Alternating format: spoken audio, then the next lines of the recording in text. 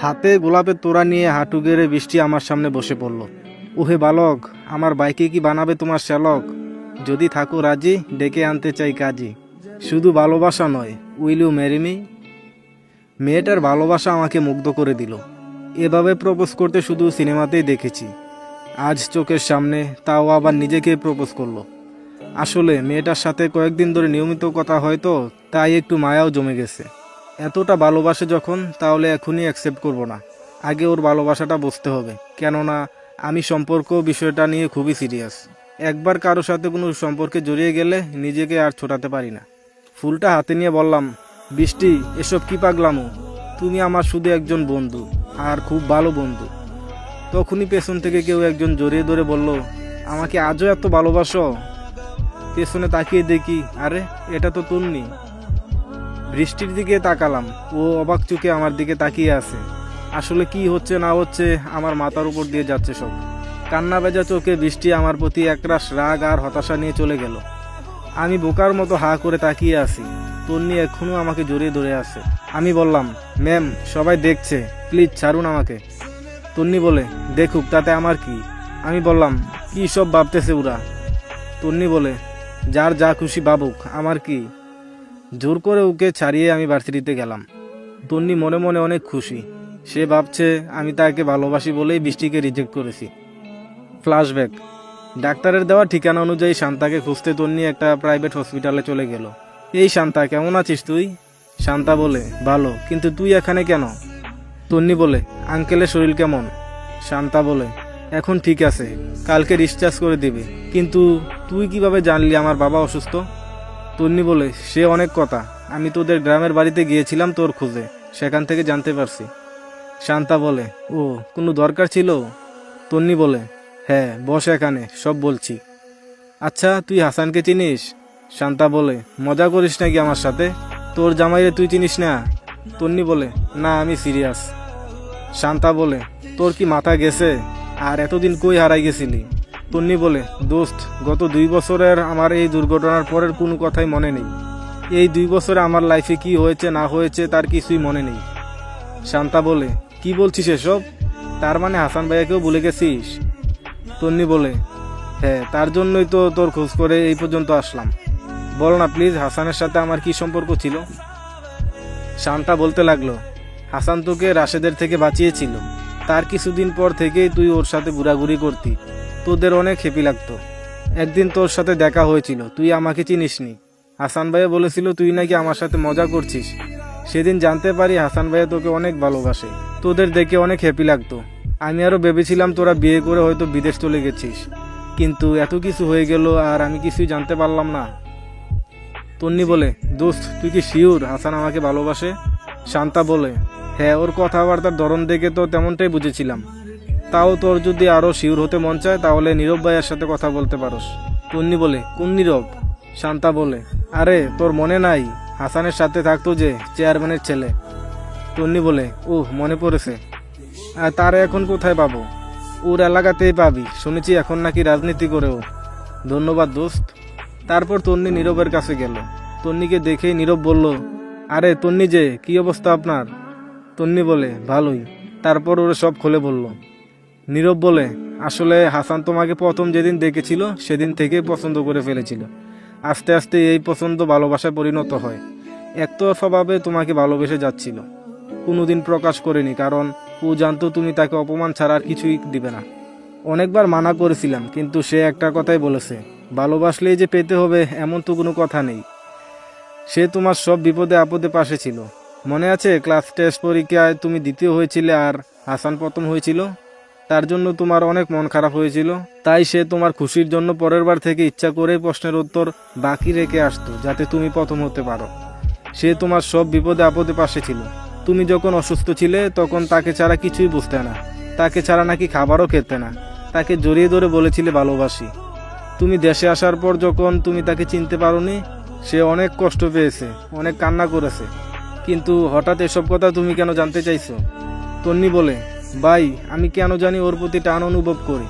কয়েকজনের কাছে এমন কিছু শুনেছি, তাই কনফার্ম হয়ে নিলাম। আমাকে যে এত ভালোবাসে তাকে কখনোই হারাতে দিব না।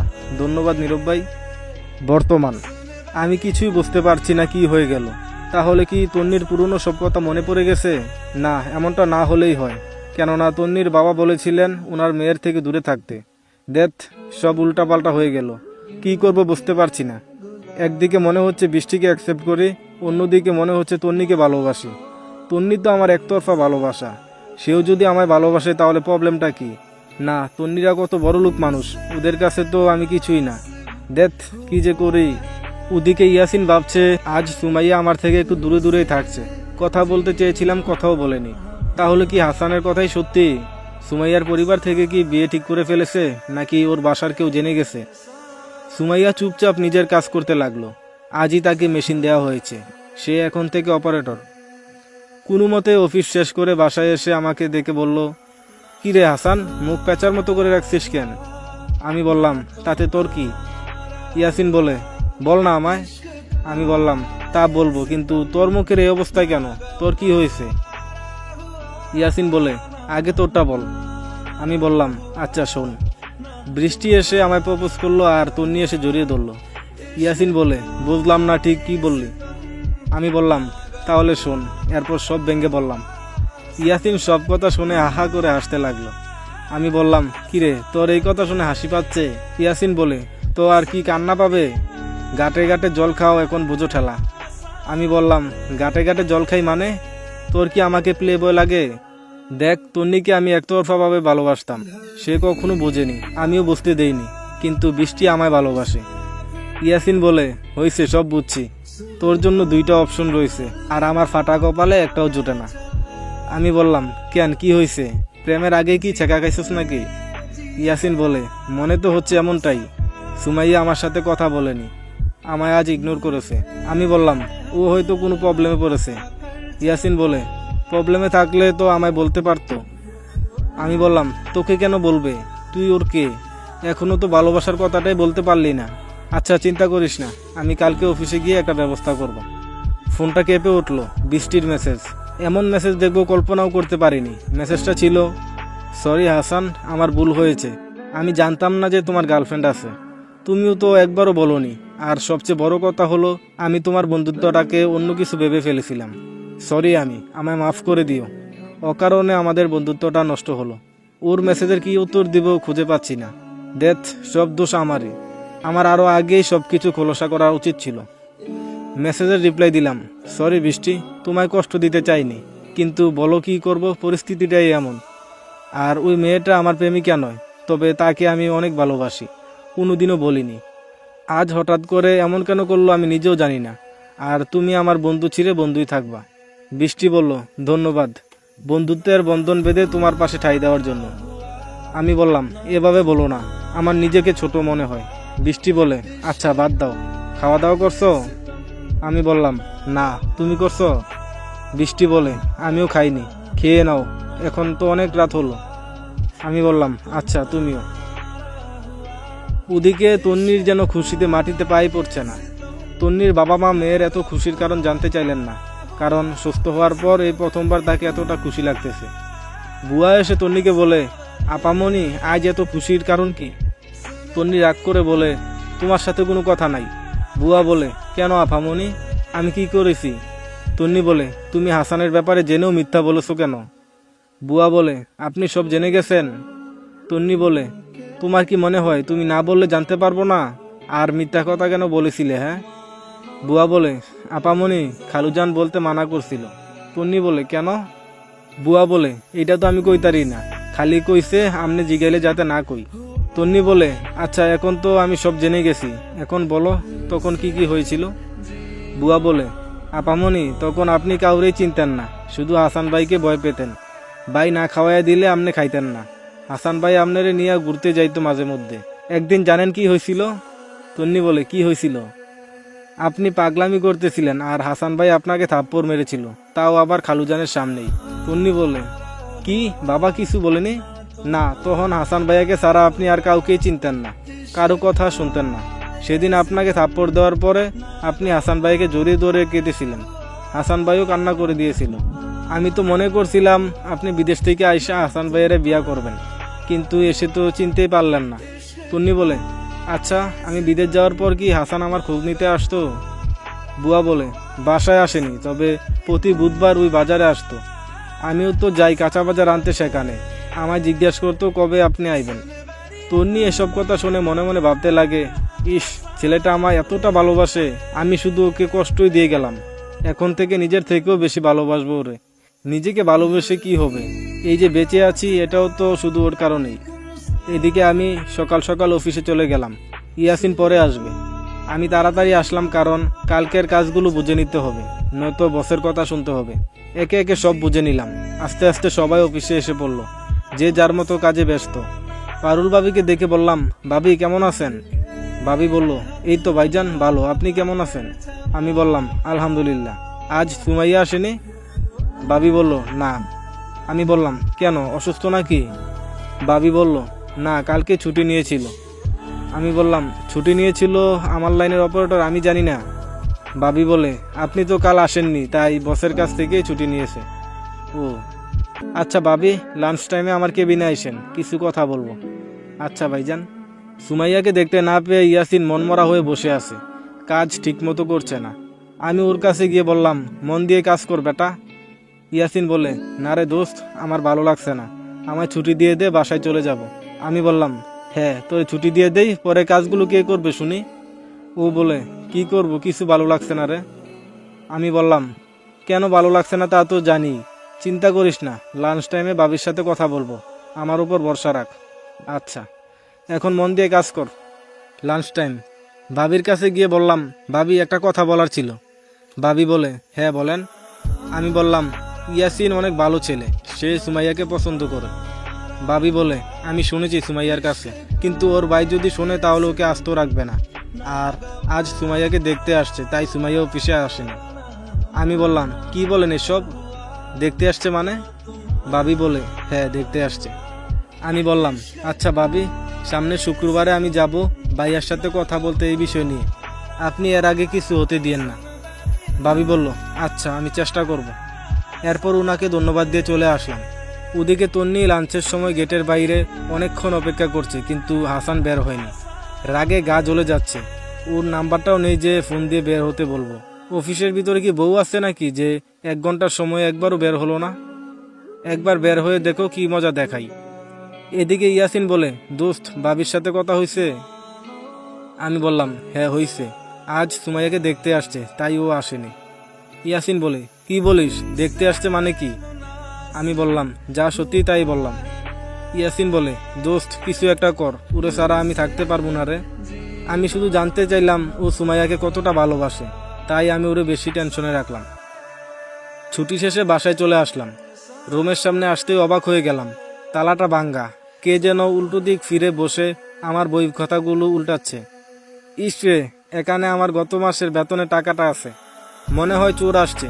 চুপি চুপি করে গিয়ে পেছন থেকে চেপে ধরে বললাম, ইয়াসিন, লাঠি নিয়ে আয়, চোর ধরছি। কিন্তু চোরের শরীর এত নরম কেন, আর চোর পালানোর চেষ্টা করছে না কেন? ইয়াসিন লাঠি নিয়ে চিল্লাতে চিল্লাতে বলে, কই কই, চোর কই? তারপর ভালোভাবে দেখে বলে, দোস্ত, এটা তো মেয়ে চোর। আমি পেছন থেকে চেপে ধরেছিলাম, মেয়ে চোর শুনে ছেড়ে দিলাম। ইয়াসিন লাঠি দিয়ে বাড়ি দিতেই যাবে, তখনই আমি লাঠিতে ধরে বললাম, আরে দাঁড়া, ও চোর না, ও তো তন্নি। তন্নি একটু ভয় পেয়ে গেল। আমি ওকে বললাম, কি ব্যাপার, আপনি রুমে ঢুকে তালা ভাঙলেন, তারপর আবার সব জিনিস এলোমেলো করলেন? আপনাকে তো ভালো মানুষ মনে করেছিলাম, চুরি করা কবে থেকে শিখেছেন? তন্নি বলে, আসলে আমি চুরি করতে আসিনি। আমি বললাম, সে তো ঘরের অবস্থা দেখেই বুঝতে পারতেছি।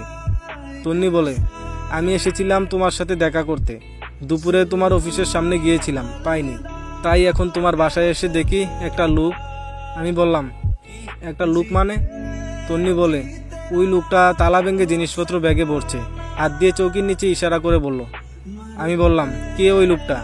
ও বলে, আমি কি জানি, চোর হবে মনে হয়। ইয়াসিন গিয়ে দেখে লোকটা নড়াচড়া করে না। দোস্ত, এ নড়ে না কেন? এ সময় তন্নি বলে, আমি ওর মাথায় বাসটা দিয়ে বাড়ি দিয়েছি, পরে ঘুমিয়ে পড়েছে। ইয়াসিন বলে, কি সাংঘাতিক মেয়ে দোস্ত, এখন আমাদেরকেও মার্ডার কেসের আসামি হতে হবে, আমাদেরকেও ফাঁসিতে ঝুলতে হবে। সুমাইয়াকে ভালোবাসি কথাটা আর বলা হবে না রে। আমি বললাম, এই তুই চুপ কর তো, তুই ওই রশিটা দিয়ে ওর 2 হাত বেঁধে চোখের সাথে বেঁধে রাখ, আমি পুলিশ খবর দিচ্ছি। ইয়াসিন ভাবছে তন্নিকে বেঁধে রাখতে বলছি। তন্নির দিকে রশি নিয়ে এগোতে তন্নি ভয়ে আমাকে জড়িয়ে ধরে বলে, দেখো আমাকে বেঁধে রাখতে চায়। আমি বললাম, এখন আমাকে সারুন, দেখতেছেন না লুক আছে। ইয়াসিনরে বললাম, তোরে কি তন্নিকে বেঁধে রাখতে বলছি বলত কোথাকার, যা ওই লোকটাকে বাদ। ইয়াসিন বলে, তোর কি মাথা নষ্ট হয়ে গেছে, ও তো মারা গেছে। আমি বললাম, তোরে যা বলছি তাই কর। তন্নি চিল্লাতে চিল্লাতে বলে, আমাকে পুলিশে দিও না, আমি ইচ্ছা করে করিনি। আমি বললাম, এখন আমাকে ছাড়েন, না হলে পুলিশের কাছে ধরাই দিব। এ কথা শুনে ও আরো শক্ত করে জড়িয়ে ধরল। ইয়াসিন মনে মনে বলে, নাটক সিনেমা ভালোই চলতেছে। লোকটাকে বাঁধতে গেল। লোকটা বললে ভুল হবে, অল্প বয়সী একটা ছেলে। হাতে বেঁধে দিল। আমি মগ দিয়ে মুখে পানি দিতেই ছেদ করে উঠল। আরে এ তো দেখি মরেনি, দাঁড়া লাঠিটা নিয়ে আসি, অনেকদিন ধরে হাত চালাই না। চোর ছেলেটা বয়ে বয়ে এবার কাঁদতে লাগলো। ভাইজান মাফ করে দেন, ভুল হয়ে গেছে আমার। আমি বললাম, চুরি করতে আসছোস আবার ভুল বলস? কেন চুরি করস আর কতদিন ধরে করস? ছেলেটা বলে, ভাইজান আমার বাবা নাই, আর মা অনেক অসুস্থ। ছোট ভাই বোনদেরও একবেলা খাওয়াতে পারি না ঠিক মতো, তাই এসব করি। ইয়াসিন বলে, সব মিছা কথা, এরা মিথ্যা বলে। আমি চোরটাকে উদ্দেশ্য করে বললাম, চল তোর বাসায় যাব। তন্নি নীরব দর্শকের মতো চেয়ে রইল। ছেলেটাকে ইয়াসিন ধরে রাখছে যাতে পালাতে না পারে। ছেলেটা বলল, ভাইজান মায়ের সামনে বললেন না আমি চুরি করি, আপনার পায়ে ধরে বলি। আমি বললাম, আচ্ছা বলবো না, আগে তোর বাড়িতে নিয়ে যা। তারপর ছোট একটা বস্তিতে নিয়ে গেল। বস্তির পরিবেশটা একদমই বাজে। শেষ মাথায় ওর রুম, সেখানে গেলাম। তার মানে সত্যি বলছে এসব। আয় বাইরে আয়, তোকে যদি কাজ দেই তাহলে করবি? ছেলেটা বলে, কি কাজ ভাই? আমি বললাম, গার্মেন্টসে। ছেলেটা বলে, ভাইয়া আগেও একবার গিয়েছিলাম, কিন্তু আমার কাগজপত্র কিছুই নাই, তাই চাকরি দেয়নি। আমি বললাম, কিছুই নেই কাগজপত্র? ছেলেটা বলে, ছিল, গত বছর আগুন লেগে সব পুড়ে গেছে। আমি বললাম, আচ্ছা এক কাজ কর, এই নে 2000 টাকা, এগুলো দিয়ে কাল থেকে যে কোনো একটা কাজ শুরু করবে। ঠিক আছে ভাইয়া। এতক্ষণ তন্নিও সাথে ছিল। মুগ্ধ চোখে হাসানের দিকে চেয়ে রইল। সামর্থ্য নেই, কিন্তু মনটা অনেক বড়। মানুষটাকে যতই দেখছে ততই তার প্রতি দুর্বল হয়ে যাচ্ছে। রাত 10টা। তন্নিকে বললাম, আপনি এখন একা একা কিভাবে যাবেন? তন্নি বলে, একা একা কেন যাব, আমার বিএফ আছে না, সে নিয়ে যাবে। আমি বললাম, ও আপনার বিএফ কই? চারদিকে তাকিয়ে দেখি কেউ নেই। ও বলে, সাথেই তো আছে, আশেপাশে খোঁজার কি দরকার? আমি বললাম, মজা করিয়েন না তো, চলুন বাসায় পৌঁছে দিয়ে আসি। তন্নি বলে, এই তোমার বাসায় কে কে আছে? আমি বললাম, কেউ নেই, আমি একাই। ও বলে, আচ্ছা বৃষ্টির সাথে তোমার কি সম্পর্ক? আমি বললাম, আমার বন্ধু। আপনি কিভাবে চিনেন? তন্নি বলে, আমি চিনব না, আমার স্কুল ফ্রেন্ড, আর বন্ধুত্বটাই যেন থাকে, এর চেয়ে বেশি হলে খবর আছে। আমি বললাম, কি খবর আছে? হ্যাঁ। তন্নি বলে, বারে কথা বলা শিখে গেছো, মেরে নদীতে ভাসিয়ে দিব। এই মেয়ের কথা শুনে ভয়ও লাগে, যেই ডেঞ্জারাস মেয়েরে বাবা। মন খারাপ হয়ে গেছে। আমার হাতে হাত রেখে ও হাঁটতে লাগলো। আমি বললাম, একটু দূরে থাকুন, মানুষজন দেখতেছে। ও বলে, যার যা ইচ্ছা দেখুক। আমি বললাম, কি বলবে মানুষে? ও বলে, যার যা ইচ্ছা বলুক, আই ডোন্ট কেয়ার। আর বৃষ্টির সাথে বেশি কথা বলবা না, ওর থেকে দূরে দূরে থাকবা, ওকে? আমি বললাম, কেন? সে তো আমার বন্ধু, তাহলে কথা বলবো না কেন? ও বলে, কথা বলতে মানা করি নাই, বলছি কম কথা বলতে। আমি বললাম, কেন? ও বলে, এত কেন কেন করলে হাত পা ভেঙে দিব। আমি চুপ হয়ে গেলাম। মাঝে মধ্যে এমন কথা বলে কলিজায় পানি থাকে না। ওর বাসার সামনে এসে গেলাম। বিদায় বলে চলে আসবো, তখনই আমাকে শক্ত করে জড়িয়ে ধরল। আমি নীরব দর্শকের মতো থ হয়ে দাঁড়িয়ে আছি। বিড়বিড় বলে কি সব যেন বলে চলে গেল। যাওয়ার সময় আমার ফোন থেকে নিজ হাতে নাম্বারটা নিয়ে গেল। মেয়েটা একটু বেশি বেশি করতেছে, ওর একটা ব্যবস্থা করতে হবে। কালকে শুক্রবার, তাই ঘুমানো তাড়া নেই। বাসায় আসলাম, একটা সিগারেট ধরিয়ে আম গাছের নিচে মাচায় বসে চাঁদ দেখতে লাগলাম। আজ যেন চাঁদটাকে একটু বেশি সুন্দর লাগতেছে। ফোনটা বেজে উঠল, বৃষ্টির ফোন। হ্যালো। ও বলল, কেমন আছো? আমি বললাম, আলহামদুলিল্লাহ, তুমি? ও বলল, ভালোই আছি। খাওয়া দাওয়া হয়েছে? আমি বললাম, সকালের ভাতগুলো পানি দেওয়া ছিল, সেগুলো খাইছি। তুমি খাইছো? ও বলল, হুম। আমি বললাম, আচ্ছা একটা কথা বলি। ও বলে, এভাবে বলার কি আছে, বলে ফেলো। আমি বললাম, তন্নি নামে কাউকে চিনো? ও বলে, তুমি কোন তন্নির কথা বলছো? আমি বললাম, সেদিন যে আমার জড়িয়ে ধরেছিল। ও বলল, মেয়েটাকে চিনা চিনা লাগছিল, কিন্তু চিনতে পারিনি।